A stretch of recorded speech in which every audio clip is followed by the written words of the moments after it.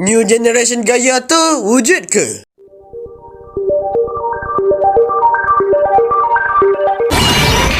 Assalamualaikum guys, dan kembali di dalam channel Xavier T Satsu. Jangan lupa like, komen dan juga subscribe seperti biasa guys.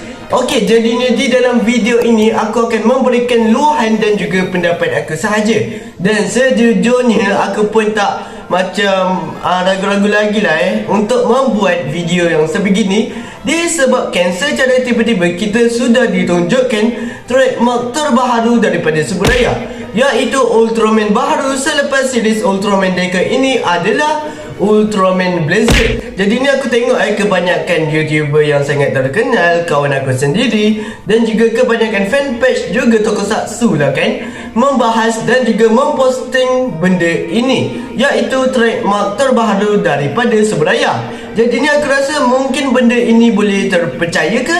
Dan ini hanya aku punya pendapat dan juga teori aku sahaja tentang Ultraman Blazer. Jadinya mari kita mulakan video ini.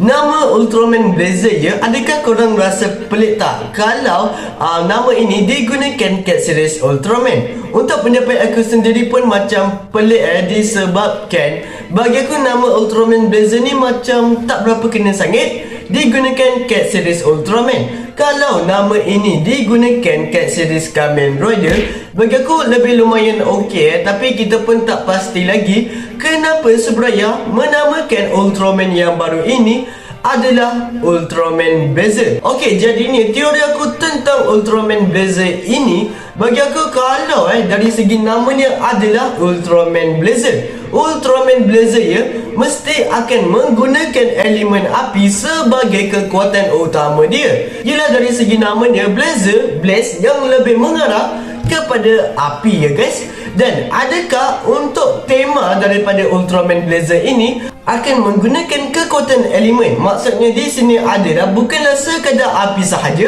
tetapi akan ada air, akan ada daun, akan ada angin, akan ada kilat macam itu.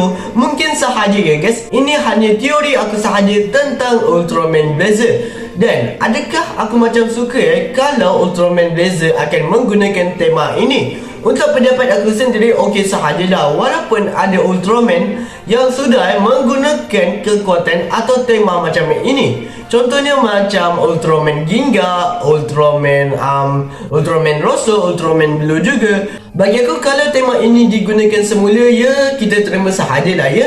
Dan harapnya Subaraya dapat membuatkan tema ini lebih unik lagi kat series Ultraman Blazer. Okey, ada rumor juga mengatakan bahawa Ultraman Blazer ini bukanlah new generation untuk Ultraman Gaya ya.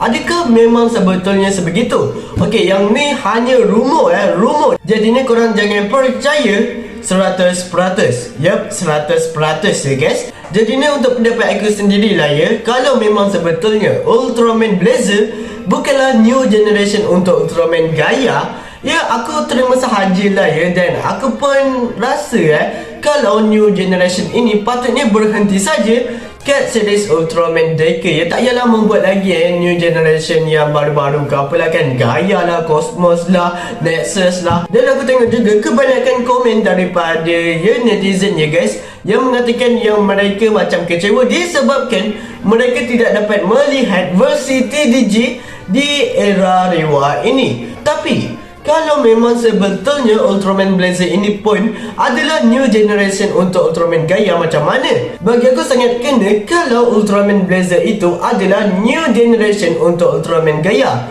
disebabkan kita ingat balik kat series Ultraman Gaya lah ya. Okey, Ultraman Gaya itu macam wujud dan juga datang daripada bumi, dan Ultraman Agul itu datang daripada lautan. Jadi ni dua Ultraman itu macam ada menggunakan referensi daripada kekuatan elemen juga ya guys. Jadi ni bagi aku sangat kena sahaja kalau Ultraman Blazer ini menggunakan kekuatan elemen dan juga new generation untuk Ultraman Gaya. Aku nak klarifikasi lagi di sini bahawa ini hanyalah teori sahajalah ya.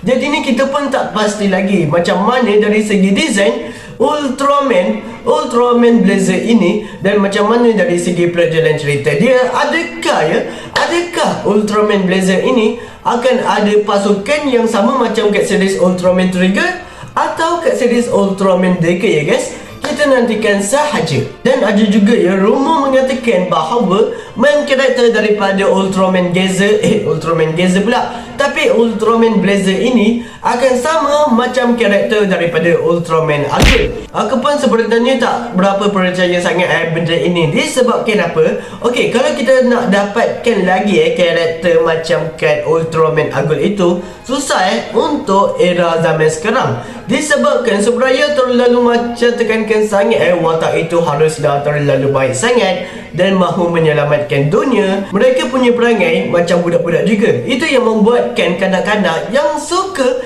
tengok cerita Ultraman pun terhibur lah kan dari segi karakter mereka. Dan harap ni kalau memang betulnya ada karakter yang sebegitu, Subraya dapat membuatkan karakter yang sangat cool dan juga sangat membuatkan kita puas hati ya. Mungkin sahaja kalau ada karakter yang sama macam Ultraman Agul. Okey, itu sahaja aku punya pendapat dan juga teori tentang Ultraman Blazer ini. Harapnya korang suka sahajalah ya kalau memang sebetulnya nama Ultraman ini adalah Ultraman Blazer. Dan seingat aku pada Ultraman Jet pun masa nama dia official dikeluarkan, nama Ultraman Jet pun disalahartikan atau disalah translate. Mungkin sahaja bukan nama Ultraman Blazer, bukannya, dan nama Ultraman yang lainnya. Kita nantikan sahaja info yang lebih detail daripada Subraya. Okey, jadinya itu sahaja. Jangan lupa like, komen dan juga subscribe seperti biasa. Jumpa pada video selanjutnya dan salam dari Malaysia. Bye-bye.